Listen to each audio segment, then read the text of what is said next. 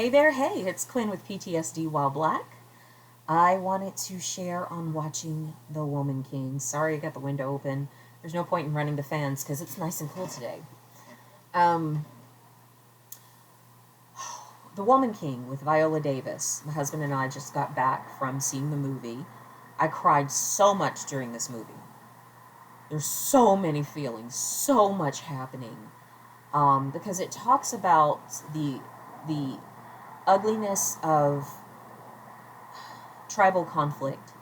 It talks about greed of selling people into slavery. Um, it talks about women and how men treat them. It talks about what the meaning of equality is in a community, that even if somebody was captured from a warring tribe, they were still given an opportunity to serve as part of the community.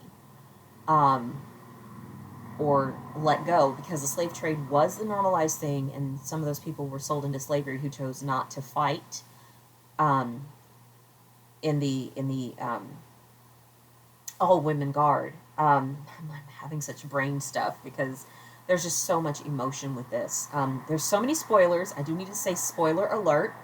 If you haven't seen the movie, which just came out like yesterday, just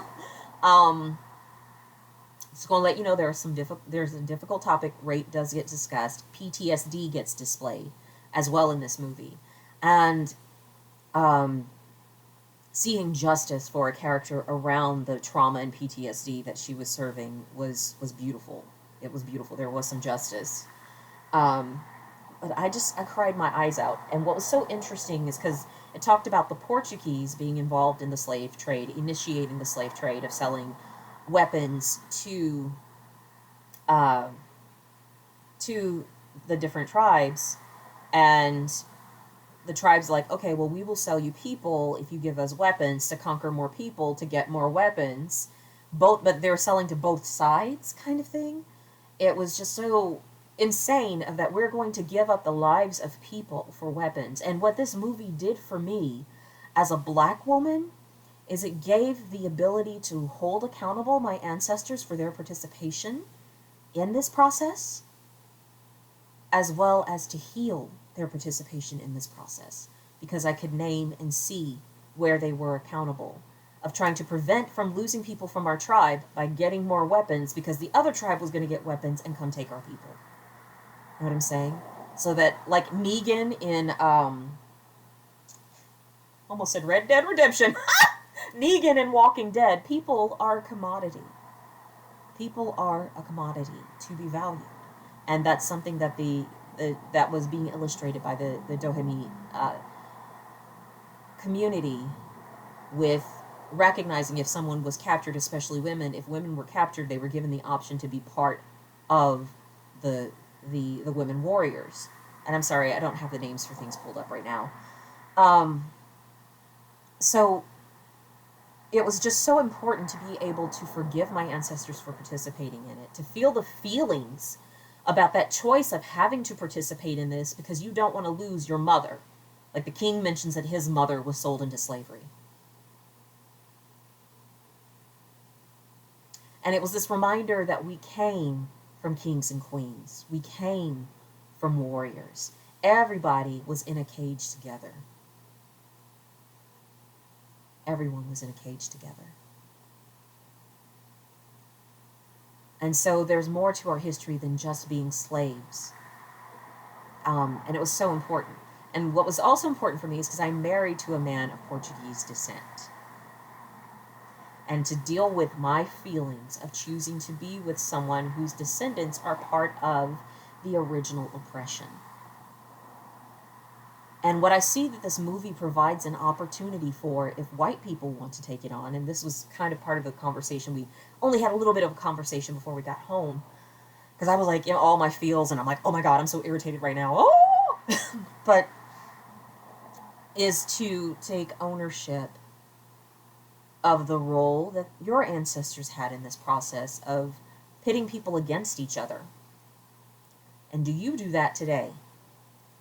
Stop doing that today. That's all that we can personally do is what did our ancestors do, and am I currently doing that today? I might not be pitting tribes against each other, but I might be pitting women against each other or competing with people on a job in order to make myself look more important. And so there's this responsibility of what can I control in this today, in my behavior. And to take accountability that we've benefited off of the behavior of our ancestors. The fact that I'm here today means I benefited off the work of my ancestors to do whatever it takes to survive. Whether they lied, cheated, or stole.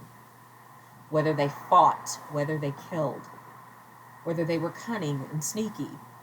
I've benefited from whatever my ancestors chose to do. And I need to just own it, that I benefited from it, that I'm here today as a result of it. That maybe some of my ancestors, oh God, this was the other thing. Maybe some of my ancestors were the women warriors that got caught in those cages. And they taught people how to organize. And they taught people how to fight. And they taught people how to survive.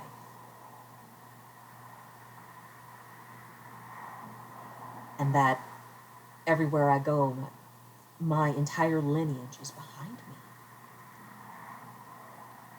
Wow. That was just so amazing to be aware of it. And it's the same thing that I hope that my partner can be able to take time to look at for himself, is what was the part that his ancestors done? Did they lie, cheat, and steal? Did they hold people as property and pass down that wealth to where he may have benefited from that wealth, even though you grew up in a trailer, that you still benefited from that wealth to be able to still be here too. And like, can we just own it? None of us are responsible for our ancestors starting the slave trade, but we are responsible for the heritage that they have left behind for us. And I do see that, taking the accountability for creating change. So I have to say, let it begin with me.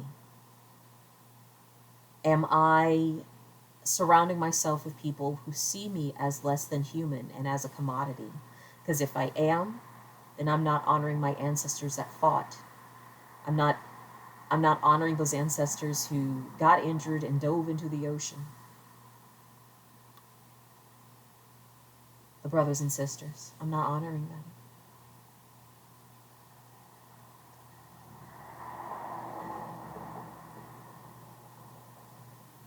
So I'm just really seeing as a responsibility I have to myself as a woman with PTSD, a woman with differing abilities, that if I am surrounding myself with people who cannot see me as a human being with needs, worth, and value, I'm not honoring my lineage. I am participating also in the bondage. I'm saying here, go ahead, use me. And instead of knowing what my value is, what my worth is.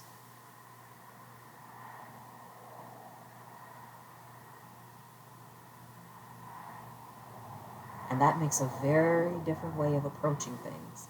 And that's the other lesson I got from this too, is though it was mentioned that because you're watching the journey also of one of the young warriors as she's going through this process of becoming a fighter, that, you know, it's communicated that when you are alone, you're an easy target, and that we don't leave each other behind. We stay together.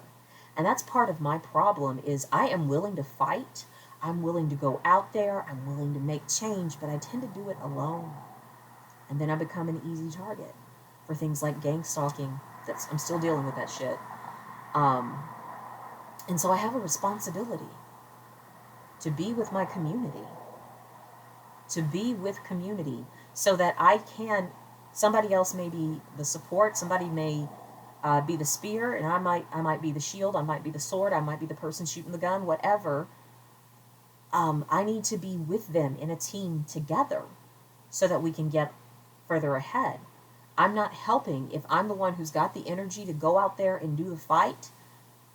and I get killed instantly, or I get taken out, or I get bogged down by things.